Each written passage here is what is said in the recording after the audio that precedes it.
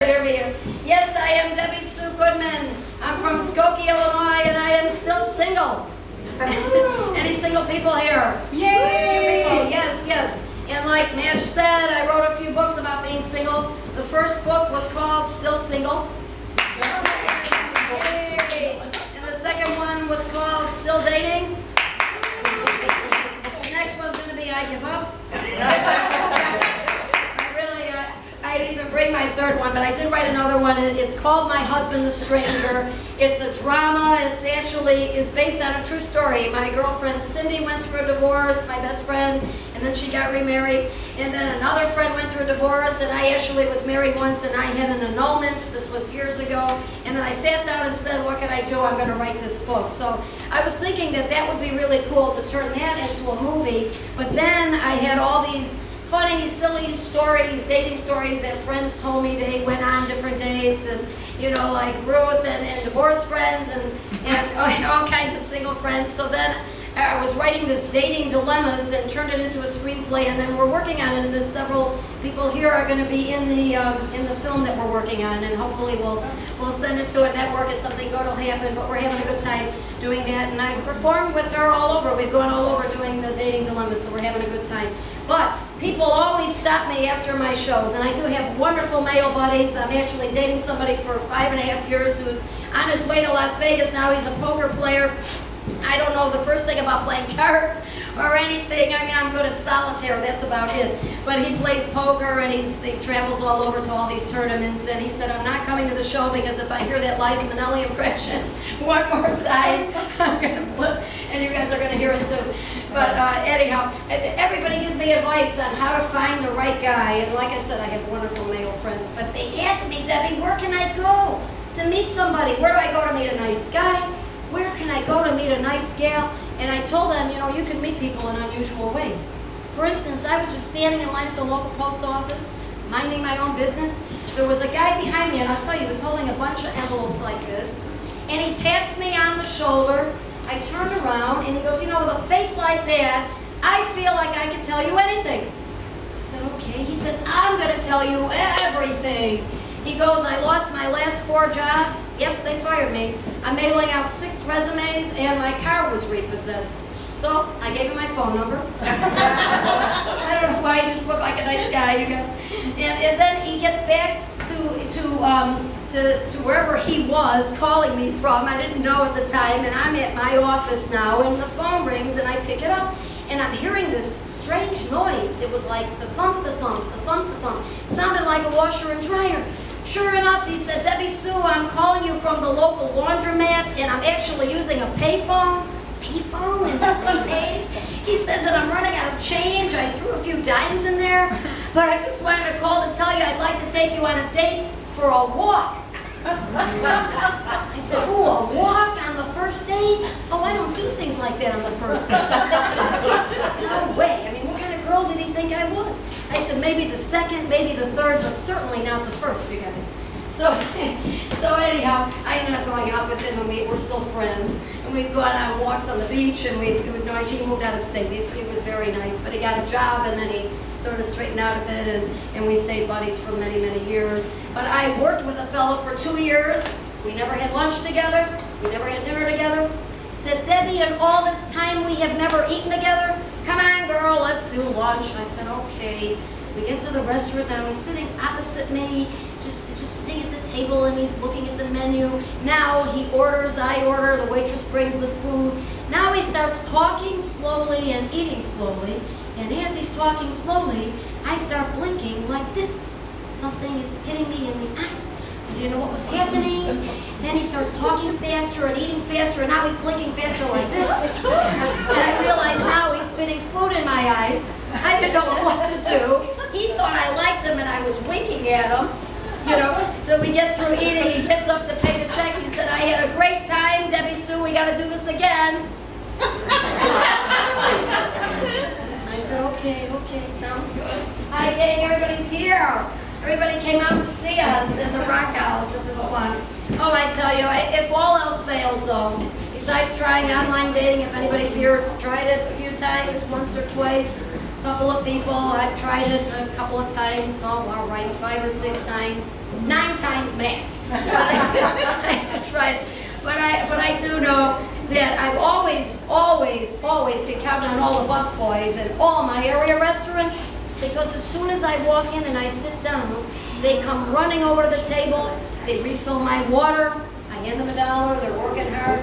They come back to the table again, they take the plates away, I hand them a couple more. They come back again, they give me a doggy bag, I hand them some more now. Yes, I'm proud to admit all the busboys love me for my big tips. I'll tell you, I wish I took after my aunt in that respect, because my whole family was huge. I don't know where I came from, you guys. But I do like to exercise. I like going to the health club, and I like working out. And I walk every day. Every day I go to the health club, I walk, and I do the track, and I walk outside, and I've never felt worse. But it's really, it's good for you, apparently. It is. But I do enjoy it. But I'm going to say that I do like to stay home. I like to watch some of the musicals. Everybody here, or maybe they don't know, or these ladies don't know, but I am a huge Liza Minnelli fan. Anybody here like Liza?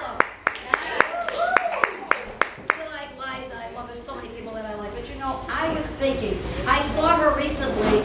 Every time they interview her, she talks about her husbands, or I don't know how many times she was married, like 4 or 5 times. Wasn't she married like several times? 5 times, right? And there was that last guy, David Yesh. Anybody remember that guy? I don't know why that didn't work. He had those big eyes and cheeks and sort of like,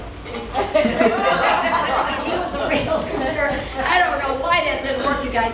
But she still talks about how many times she was married, her husbands, and that she's single, she's going to stay single. She says, I really loved all my husbands. They were really good friends, and I was so happy to be married to every one of them. But now I'm a shingle. I'm a swinging shingle, and I'm so sorry to be spitting on everybody in the front row.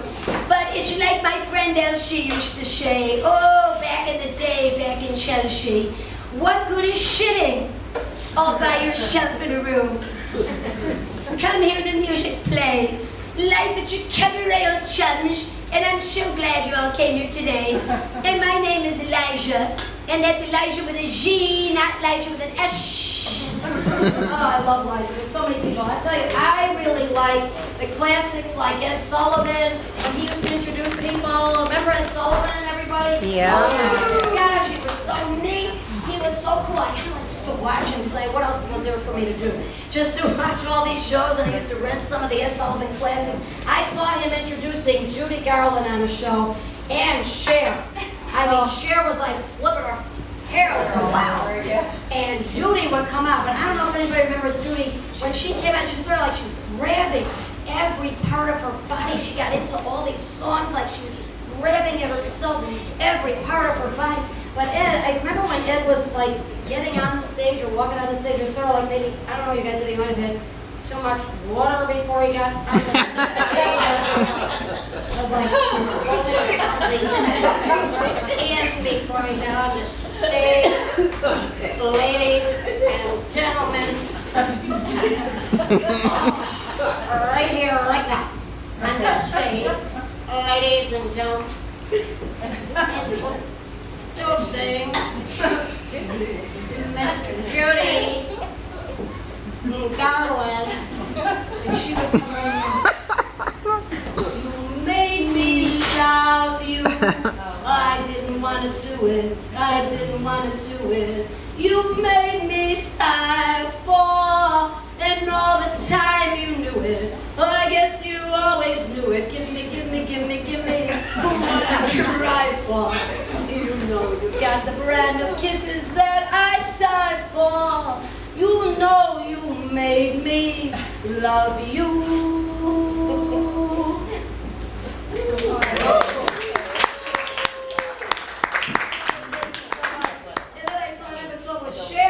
Cher came out, and I don't know if anybody remembers Anthony Newley, because talk about being in a position, I mean, he was like punch, like this. I know I must be the oldest person in the room, but I remember all these older celebrities that I loved. Wasn't he sort of like Quasimodo? And he was singing his trademark song. When he was singing his song, he was sort of like, I look when I come home from a bad date.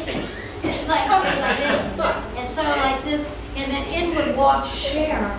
He would introduce Cher, and she would come out and she'd be like, wow, if I could turn back time.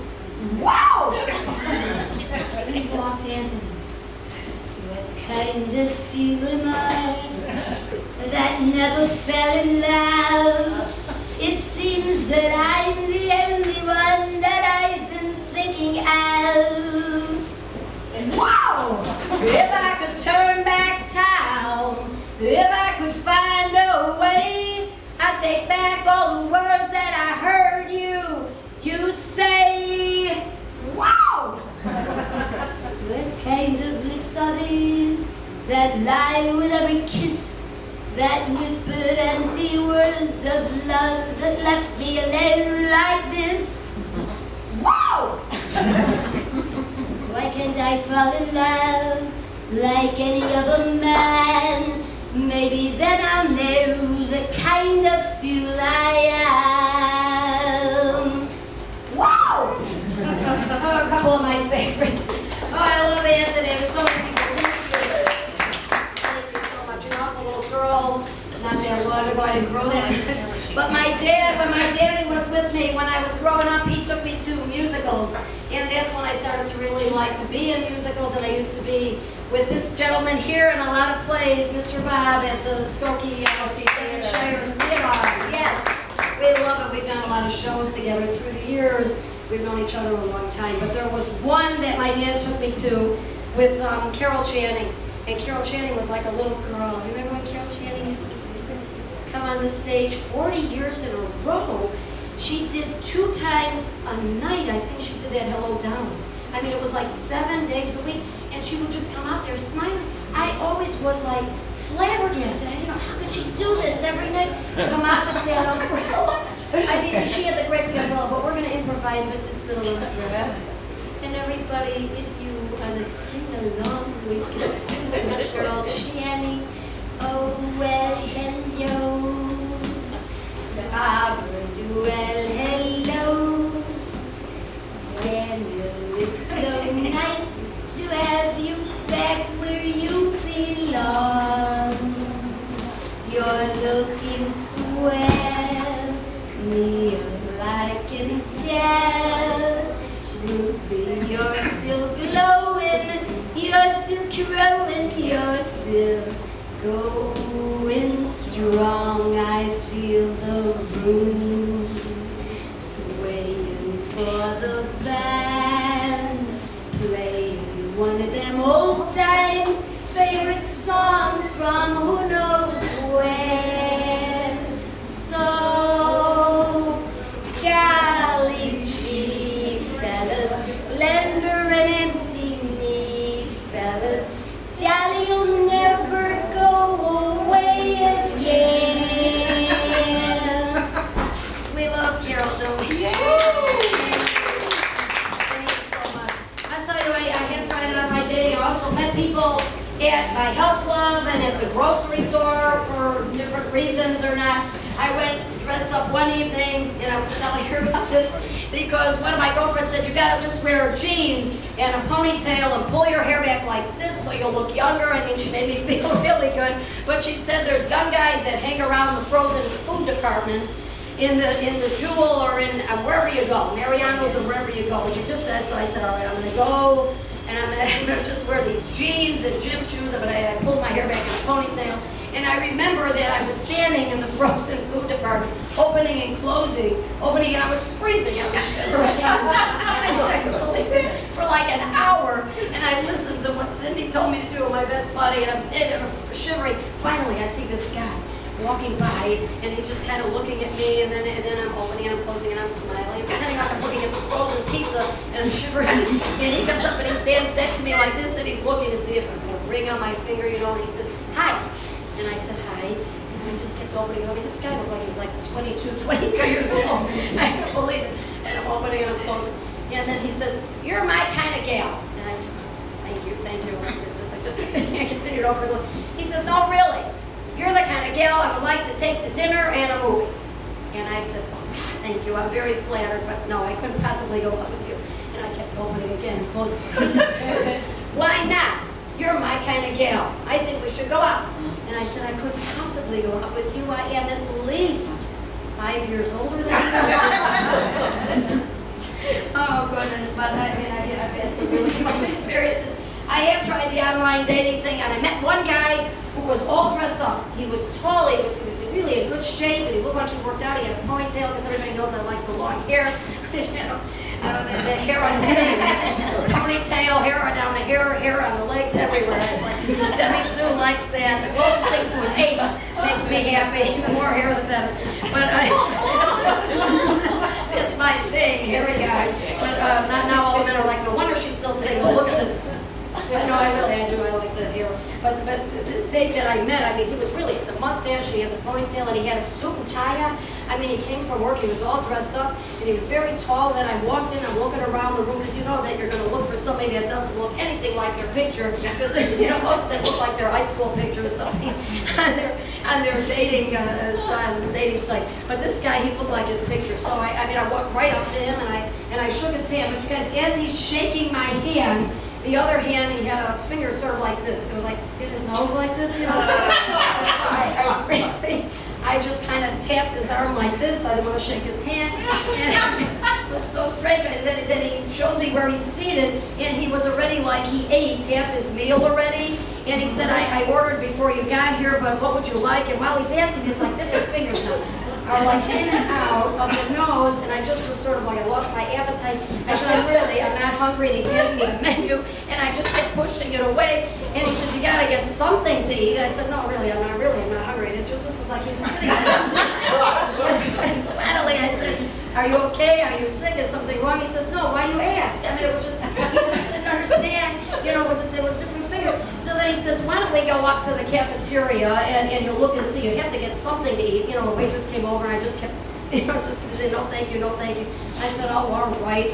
And then I'm following him, and as I'm following him, different fingers are his. It was just awful. So then he says, go ahead, take a look, get anything you like. What would you like? I said, no, that's okay, you pick. Oh gosh, I really know how to pick up. Oh my goodness, I've had some different experiences. There was a guy that it was a man of a few words. I'll tell you one more date before we have our next wonderful comedian here. And this guy met me, and he sat down to eat. And again, I mean, he looked nice. He had sort of like a flannel shirt on, and sort of a scruffy look. It's curly hair, curly brown hair, and then he had the ripped jeans and the cowboy boots. It was my kind of look. It was a cool look. And he said, he didn't really have much to say. He kind of looked at the menu, and I'm looking it over, and he just kind of looked around the room, and then he says, we should get some of this or that. So I just shook my head. I said, okay. The waitress comes over to take the menu. He's looking at the menu, and he's pointing. He says, give us some of these, them, and those. Again, I shook my head. And the waitress writes down the order, and she walks away. Now she brings the food and sets it down, and he's eating, and I'm eating, and I'm really not saying much of anything. And he says, this was the best. Before dessert, where's the men's room? So I saw some people walking there, you guys. I just said, follow them, it's over there.